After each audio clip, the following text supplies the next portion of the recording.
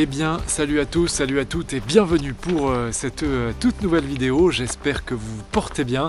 Pour ma part, ça va vraiment très bien. Je suis en vacances, il fait frais, il fait bon, je suis reposé. Alors, aujourd'hui, on se retrouve dans une zone qui n'a rien à voir avec les Pyrénées.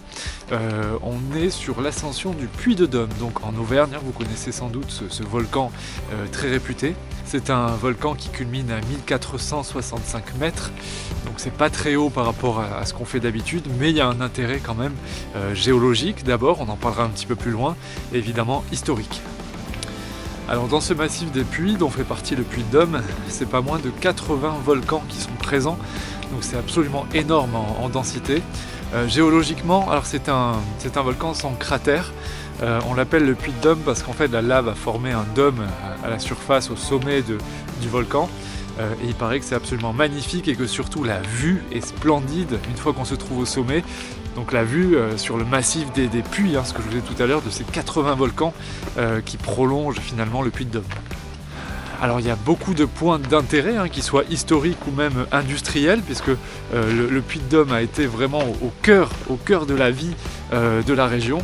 Il y a Clermont-Ferrand qui se trouve très proche, et le Puy de Dôme était sur l'une des voies romaines les plus importantes qui reliait Lyon à Saintes, la Via Agrippa. Donc il y avait beaucoup de passages au pied du Puy de Dôme, et notamment du col d'où nous sommes partis. Et c'est pour cette raison que les Romains avaient décidé de bâtir un temple à l'effigie de Mercure, donc un dieu romain, le dieu du commerce et des transports. Ils avaient bâti ce temple-là au sommet du Puy de Dôme pour que les Romains puissent faire une sorte de pèlerinage en passant à proximité de ce volcan. Au début des années 1900, certains industriels ont vu un intérêt presque stratégique en ce Puy de Dôme, notamment Michelin. Vous savez que Michelin est très implanté dans la région, et les frères Michelin, donc qui sont à l'origine de la marque de pneus Michelin, sont également du secteur et originaires de Clermont-Ferrand. Eh bien, je crois que c'est au début des années 1900, l'un des frères Michelin a défié les aviateurs de relier Paris et le Puy de Dôme contre une récompense de 100 000 francs, quelque chose comme ça qui était énorme à l'époque, le dôme permettant à un avion de se poser sans aucun problème.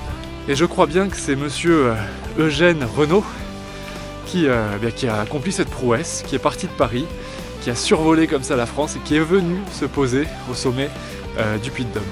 Voilà, il y a eu également des ascensions en automobile au début des années 1900, et c'est pas de l'alpinisme, c'est de l'automobilisme pour venir au sommet, pour atteindre le sommet du Puy de Dôme. Enfin voilà, il y a eu vraiment un contexte d'abord antique. Après au Moyen-Âge, on n'a pas trop d'informations sur ce que pouvait représenter le Puy de Dôme. Et puis durant l'ère industrielle, évidemment, il est revenu au cœur des débats. Voilà, j'espère que vous allez bien, que vous avez fait une belle rentrée, que tout s'est bien passé pour ceux qui sont à l'école ou au collège, que vous êtes dans des classes que vous souhaitiez.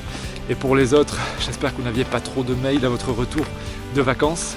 J'espère également que vous êtes bien installés, parce qu'aujourd'hui, comme je vous l'ai dit, ça va être une ascension un peu particulière. On est en forêt, après on va passer dans des pâtures et on va avoir ce panorama absolument sublime. Donc je compte sur vous pour rester jusqu'à la fin. Évidemment, mettre un petit pouce en l'air.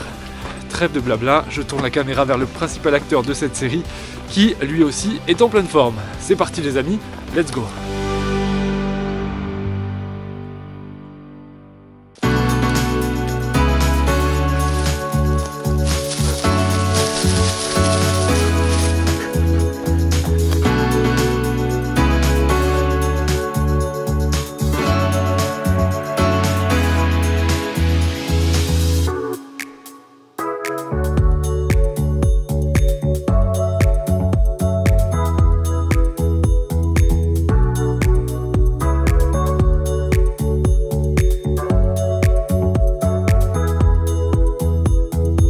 Alors je vous explique les amis, juste vous voyez en face de nous on a le Puy de Dôme, donc notre objectif principal.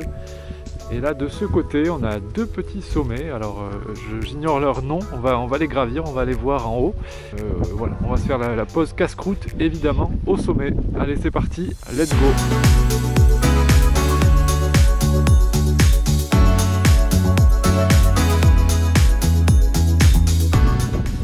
Eh bien les amis, donc vous voyez les deux sommets qui sont là derrière, c'est ce que je comptais faire au départ.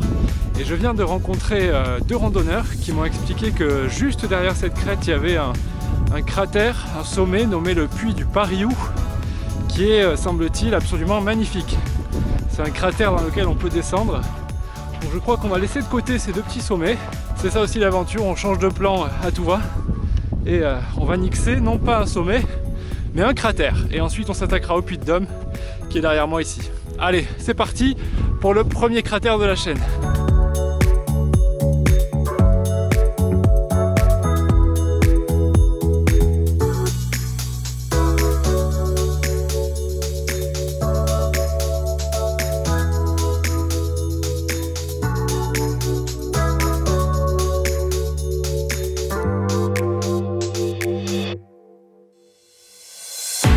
Allez les amis, on y est presque.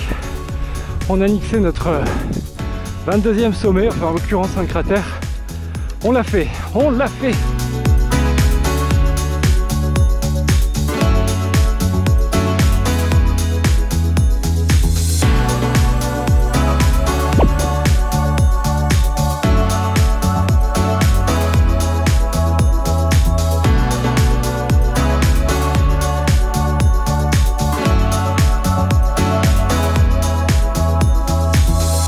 On va traverser ce bois pour accéder au sommet qui est juste derrière. Vous voyez, je pense que le dernier col va être assez rude. Allez, on entame le dernier col, ce qu'on appelle le chemin des chèvres. On a d'abord une partie boisée et ensuite une partie en plein soleil, donc on va profiter de la fraîcheur des bois.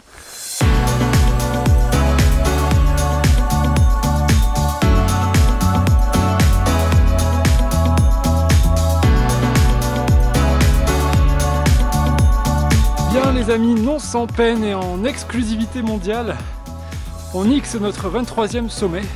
On nixe aujourd'hui le Puy de Dôme, mesdames, messieurs. Après quelques bonnes heures de marche quand même, on y arrive. 23e sommet, ça mérite un petit pouce en l'air les amis. Allez, on termine ça, dernier petit col.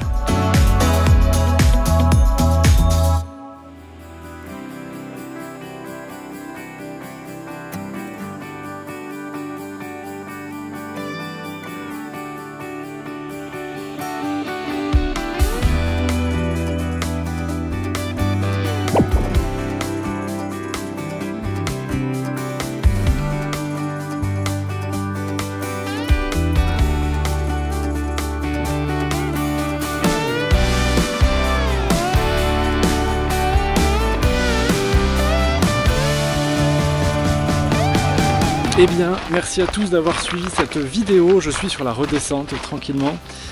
N'oubliez pas le petit pouce en l'air, c'est très important. J'espère que ce cadre auvergnat, ce nouveau cadre vous aura plu. C'est très volcanique, c'est très joli, vraiment ça change des Pyrénées. Je ne suis pas resté très longtemps au sommet parce qu'il y avait énormément de monde, c'est une vraie autoroute. Et là sur la redescente, je redescends par un autre versant qui est très fréquenté aussi, donc je ne peux pas trop filmer les gens. Voilà, donc je vous embrasse chaudement. Je vous dis à la prochaine vidéo. On a fait 2 sommets aujourd'hui, 22-23. Le 24e se fera dans les Pyrénées. Je vous embrasse à tous. N'oubliez pas le petit pouce en l'air. Salut et abonne-toi si tu ne l'es pas. Salut à tous. Ciao ciao.